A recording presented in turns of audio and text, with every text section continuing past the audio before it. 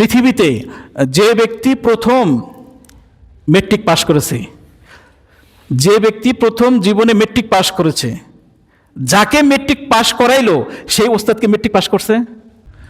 আচ্ছা, যে মাস্টার্স প্রথম পাশ করলো, যাকে সে পড়াইলো সে কি মাস্টার্স প্রথম পাশ করছে? যাকে পিএইচডি দিল, যে পিএইচডি দিল প্রথম জীবনের সর্বপ্রথম, যে পৃথিবীতে ইতিহাসে যে প্রথম পিএইচডি করলো, তাকে যে পিএইচডি দিল সে কি পিএইচডি দাঁড়িয়ে ছিল? না। অর্থাৎ আমাদের শিক্ষা ব্যবস্থা যে কোনো একটা জায়গা থেকে আসছে, কিন্তু কোরআনের শিক্ষাটা কিন্তু মানুষের তৈরি না, এটা স্বয়ং আল্লাহ তাআলার পক্ষ থেকে আসছে।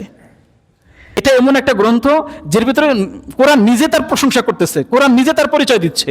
আপনি যদি কোরআনকে বলেন যে কোরআন তুমি কোথায়, তোমাকে কে নাজিল করেছেন, কোরআন বলবে তানজিলাম মিম্মান খালাকাল আরদা ওয়াস সামাওয়াতিল উলা, যে কোরআন তো তার পক্ষ থেকে আসছে যে নাকি আসমান জমিন সৃষ্টি করেছে।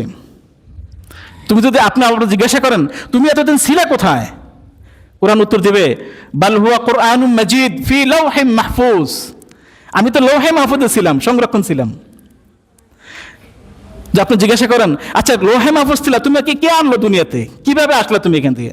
আল্লাহ তাআলা কোরআনে বলতেছেন ওয়া ইন্নাহু লাতানজিলু রাব্বিল আলামিন নাযালা বিহির রূহুল আমিন আলা কলবিকা লিতাকুনা মিনাল মুনযিরিন বিলিসানিন আরাবিয়্যিম মুবিন।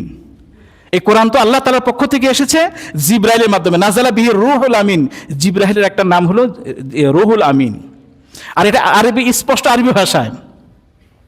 আচ্ছা মানলাম, তোমার কার উপর অবতীর্ণ করেছেন? আল্লাহ তাআলা বলতেছেন তাবারাকাল্লাযী নাযালাল ফুরকানা আলা আবদিহি লিয়াকুনা লিল আলামিনা নাযীরা, এটা রাসূল সাল্লাল্লাহু আলাইহি ওয়াসাল্লামের উপর অবতীর্ণ হয়েছেন। ওয়া আমানু বিমা নুযিলা আলা মুহাম্মদ, কোরআনে কারীমে সূরা মুহাম্মদের ভিতরে আল্লাহ তাআলা বলতেছেন ওয়া হুয়াল হাক্কু মির রাব্বিহিম, এটা মুহাম্মদ সাল্লাল্লাহু আলাইহি ওয়াসাল্লামের উপর অবতীর্ণ হয়েছে।